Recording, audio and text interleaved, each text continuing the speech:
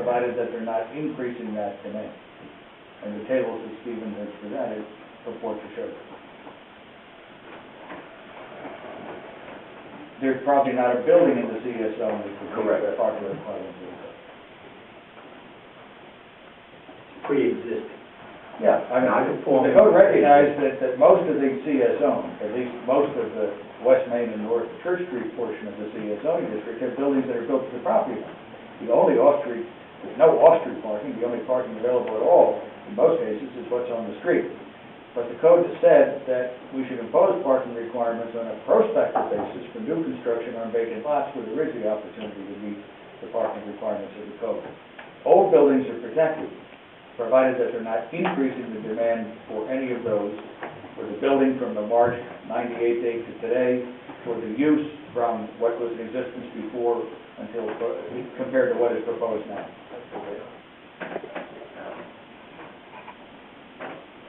How many restaurants you say in the village? 21 eating establishments and one in the construction. 7 of them serve alcohol, and I've been involved with 7 of those applications, and not one of them got site plan approval. Correct. Correct. For change of use, it's permitted, what, section 10.2? Well, that's the trigger for site plan approval, but eating and drinking establishment is a permitted use.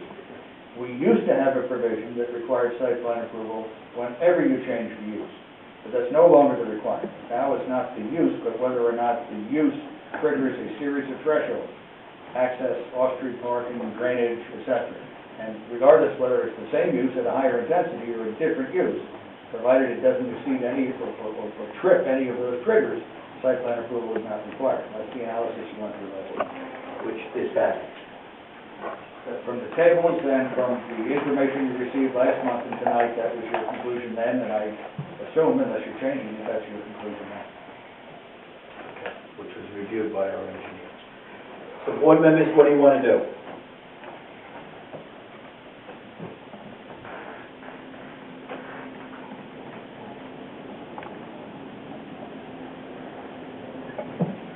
If that's your conclusion, there is nothing for you to do, because that means that site plan approval is not required.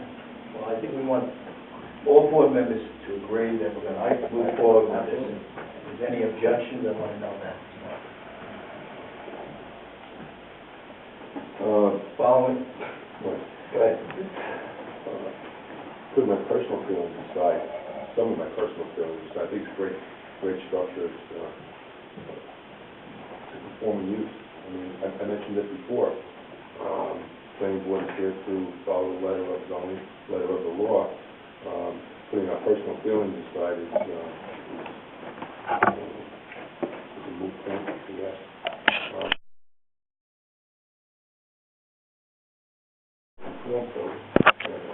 Most of them, and they did anyway.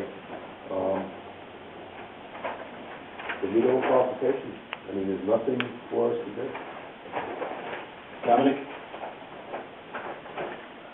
I have to say, I agree with all of you, and I'm just very concerned about the parking, really. Because I can just see that the parking lot next door is being taken up. You know, that's my major concern, the parking, and please, I just think the way you have it set up, it conforms to that park right now as we see it. But tomorrow, or the following days, I don't know if it would be like that. We want to put another tent on North Church Street. You know, congestion and the whole thing. And it's beautiful, I'm not saying that. But again, I just think the parking is going to hamper Mr. Quattrini. West Street, you're going to park on West Street now, up and down West Street. It's going to be a cluster over there. Yeah, I agree with you, Dominic. You know, I'm just thinking. I'm concerned about the parking and concerned about the hours. You know, because it meets code. I mean, It's the neighbors, 2 o'clock in the morning, there's neighbors, people outside smoking. meets code. And I got to, you know. Jerry? Interesting enough, I live very close to this. So if something's going to go wrong, I'm going to hear it. I'm going to hear the noise.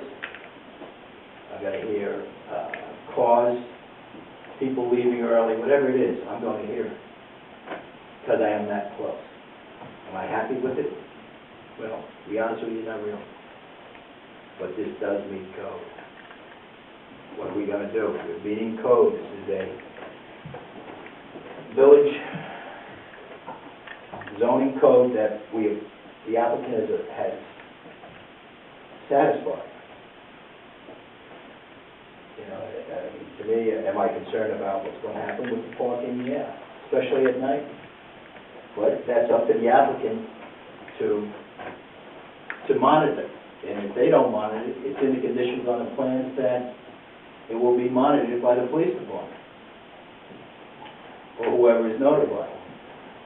Noise levels, again, that's why we have a police department. But we have to follow the code. And there's two in a row that we've had that this has occurred on. In the past, we've had many different applicants come in. They're conforming. We have to accept it. That's it. Do we need a vote on it? I think you should vote. Vote on it. Okay. What happens To accept this during project? the parking situation? Sir, They have please. to speak. No. They have to.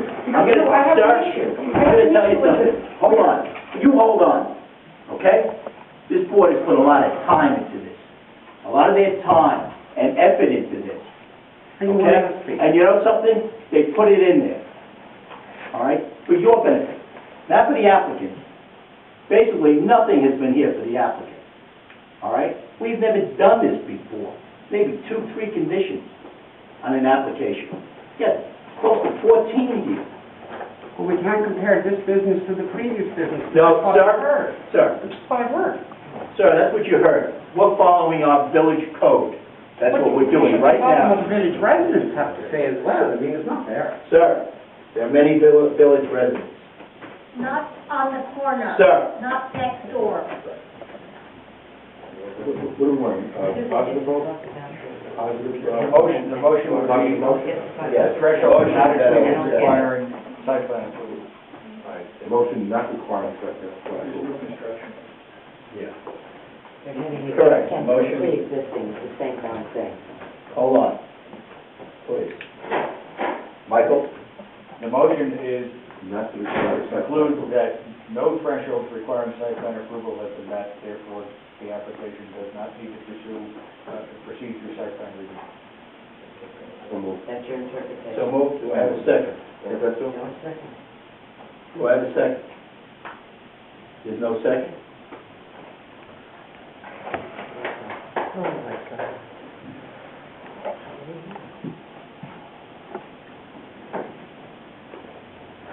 Michael, I can't second. Great. No prohibition on the chair. You I can make the second. motion for a second. All those in favor? Aye? The majority of the whole. I know. It needs to be voted.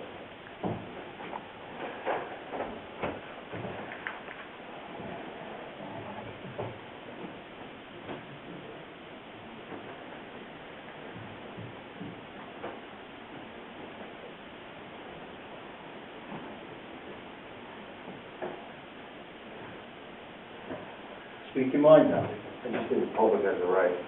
And I'm here to serve the public, you know what I mean? You got me up here to serve the public, and I think the public has a right, the way that they're in. And I understand what you're saying, that it's not going public because it meets the conditions.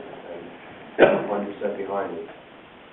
Thing is, if we overwhelm the public with talking, there's residents around this whole area, including the chairman of the board, who's saying it Correct. himself. He's saying it I'm himself. familiar with that section of town also. Right. I know I live 4 blocks west, it wouldn't affect me personally, but as a resident here, I have to take the other residents into consideration.